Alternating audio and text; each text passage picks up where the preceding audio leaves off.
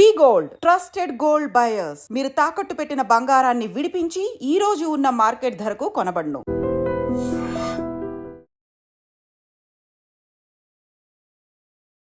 Hi hello నమస్తే, welcome back to our channel. ఈరోజు మనతో ఉన్నారు PS Chandrashekar garu, AMFI certified mutual fund distributor. So right now ఉన్న సిచ్యువేషన్స్లో అసెట్ అలొకేషన్స్ యొక్క ఇంపార్టెన్స్ గురించి తెలుసుకుందాం. Hi sir. హాయ్ అండి.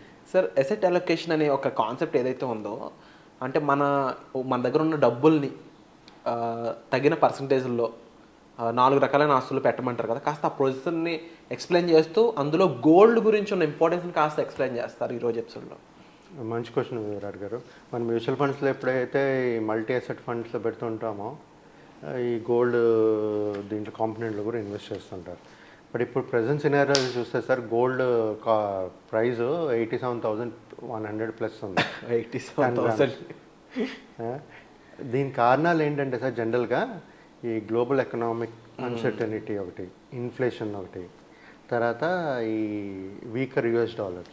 మనం డాలరు స్ట్రాంగ్ అవుతుంది, మన ఈ వాల్యూ పడిపోతుంది కదా. సో ఇది ఒక మెయిన్ రీజన్. సో ఎప్పుడైతే మనకి ఇన్ఫ్లేషన్ పెరుగుతుంటుందో సార్, ఈ గోల్డ్ వాల్యూ కూడా ప్రైస్ కూడా పెరుగుతుంటుంది. సో హెడ్జింగ్ మాట యాక్చువల్గా గోల్డ్. ఈ గోల్డ్ అనేది ప్రతి ఒక్క ఇండియన్ ఏమనుకుంటారు, సేఫ్ ఏమని, గోల్డ్ బంగారం ఉంటే మన సేఫ్ అనే ఒక థాట్. ఇది జనరల్గా సార్ దేనికి వస్తుంటుంది అంటే, గ్లోబల్ ఎకనామిక్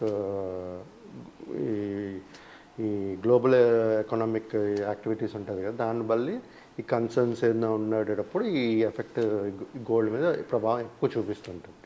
ఇన్ఫ్లేషన్ ఒకటి సార్. ఇప్పుడు జనరల్గా నేను ఒక కస్టమర్ని చూశాను సార్, నాతో మాట్లాడారు. ఆవిడేంటంటే వాళ్ళ హస్బెండ్ ఏమో మ్యూచువల్ ఫండ్స్లో ఇన్వెస్ట్ చేయాలని అనుకుంటుంటారు, ఇన్వెస్ట్ చేయట్లేదు.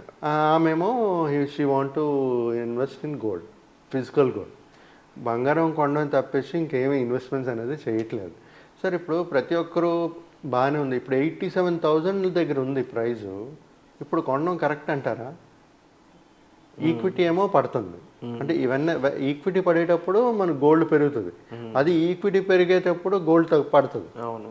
సో మనం ఏం చెప్తాం, మార్కెట్ ఎప్పుడైనా పెరుగుతున్నప్పుడు ఎక్కువ యాడ్ చేయమంటామా? మనం చెప్పం కదా సార్. లేదు, చూసుకుని మనం సిప్ అనేది కంటిన్యూ చేస్తుంటే కంటిన్యూ అవుతుంది మీద అని. బట్ ఎప్పుడైతే మన మార్కెట్ హైలో ఉందో, అందరూ కొంటున్నప్పుడు మనం కొనకూడదు. ఎప్పుడైనా ఈ వారెన్ బఫెట్ వీళ్ళు అంటుంటారు కదా, వాళ్ళ సలహా, when all other people are buying you sell, when all people are selling you buy. ఇప్పుడు మరి మార్కెట్ అందరూ అమ్ముతున్నారు, మనం ఏం చేయాలి? కొనుక్కోవాలి. గోల్డ్ పెరుగుతుంది, గోల్డ్ ఇంకా కొనుక్కుంటారా? ఈక్విటీస్లో పెట్టుకోవాలి, ఈక్విటీస్ తగ్గింది కాబట్టి. సో ఇప్పుడు సార్, ఈ గోల్డ్ అనేది మన ఇండియాలో ఇది ఒక ఇదైపోయింది సార్, ఏంటంటే అసెట్ లాగా అయిపోయింది. సో ఎప్పుడే కానీ ఈ గోల్డ్ ఉండడం వల్ల మనకి ఇన్ఫ్లేషన్ హెడ్జింగ్ అనేది జరుగుతుంటుంది. బట్ గోల్డ్ ఒకటి కొంటే సరిపోదు కదా, మనకు వెల్త్ క్రియేట్ అవ్వాలంటే ఈక్విటీ కూడా పెరిగే ఛాన్సెస్ ఉంటాయి. మన కంపెనీస్ బాగా పర్ఫామ్ చేసే ఛాన్సెస్ ఉన్నాయి. మనకి ఇండియన్ గ్రోత్ హిస్టరీ స్ట్రాంగ్ ఉన్నాయి. సో ఈక్విటీస్ అనేది పెరుగుతుంది. సో అప్పుడు ఆటోమేటిక్గా గోల్డ్ ప్రైజెస్ అనేది పడుతుంది. సో ఎప్పుడైతే ఆపర్చునిటీస్ ఉంటాయో సారీ గోల్డ్, ఆ టైంలో మన ఇన్వెస్ట్మెంట్స్ అనేది చేసుకుంటూ ఉండాలి.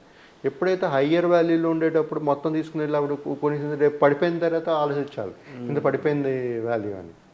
డిజిటల్ గోల్డ్ కొనుక్కుంటే, ఫిజికల్ గోల్డ్ కొనుక్కుంటే అప్పుడు మనం ఎప్పుడైతే అమ్మాలో ఫిజికల్ గోల్డ్ మళ్ళీ ఆ టైంలో అమ్ముకోవాలి. ఆ టైంలో అంటే ఆ టైంలో ప్రైజింగ్ అన్ని చూసుకోవాలి. సో ఇట్స్ డిఫరెంట్ స్ట్రాటజీ యాక్చువల్గా. ఈ గోల్డ్ మాత్రం ఇప్పుడు ఒక అసెట్ అయిపోయింది సార్ మన ఇండియన్స్కి. ఈ గ్లోబల్ ఈ కన్సర్న్స్, ఈ టారిఫ్ వార్స్,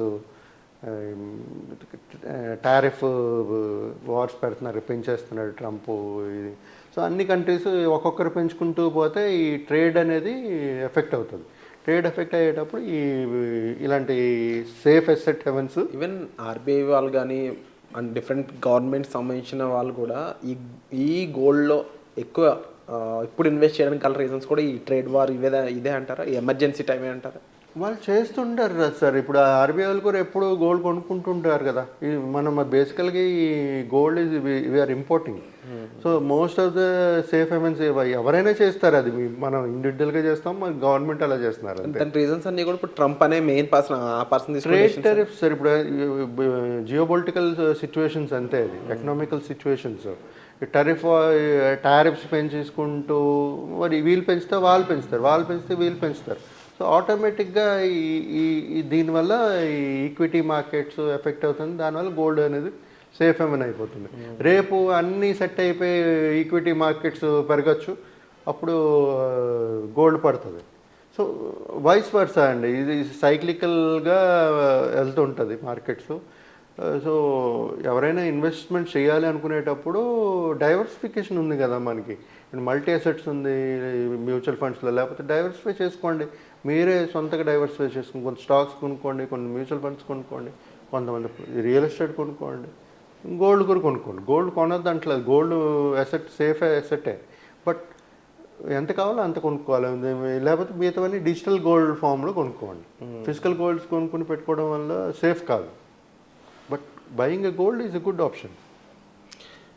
సో ఓవరాల్గా ఈ గోల్డ్ అనే ప్రోడక్ట్ మన మార్కెట్స్లో కూడా ఉంది కదా, అంటే మీరు చెప్పారు ఈ గోల్డ్ లాగా ఉంది అని చెప్పేసి, బట్ గోల్డ్ ఈటీఎఫ్ గురించి ఎక్కువ మంది డిస్కస్ చేయట్లేదు ఎందుకంటారు? అండ్ గోల్డ్ ఈటీఎఫ్ అనే దాని పర్ఫార్మెన్స్ ఏ విధంగా ఉంటుంది బేసిక్గా?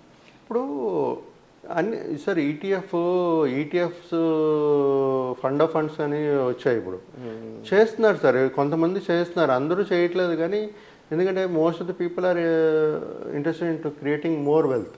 ఈక్విటీస్లో పెడితే మంచిగా వస్తాయని చెప్పి ఒక థాట్. కానీ అక్కడ కూడా మనం డైవర్సిఫికేషన్ అనేది చేసుకోవచ్చు. నాకు కొంత కస్టమర్స్ ఉన్నారు, నేను ఈటీఎఫ్ ఫండ్ ఆఫ్ ఫండ్ కూడా ఇస్తుంటాను. నేను గోల్డ్ ఇస్తాను, సిల్వర్ ఇస్తాను, తర్వాత ఈక్విటీస్ కూడా ఇస్తుంటాను.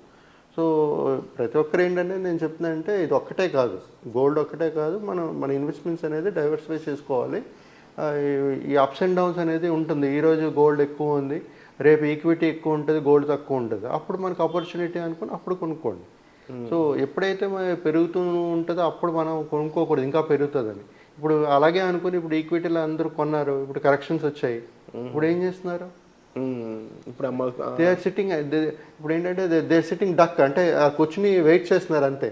వాళ్ళ డబ్బులు ఉంటే యాడ్ చేసుకుంటారు, డబ్బులు లేకపోతే ఏం చేస్తారు? కూర్చుని వెయిట్ చేయవలసిందే. అండ్ ఇప్పుడు ఇంకొంచెం కొంతమంది అమ్మేస్తున్నారు.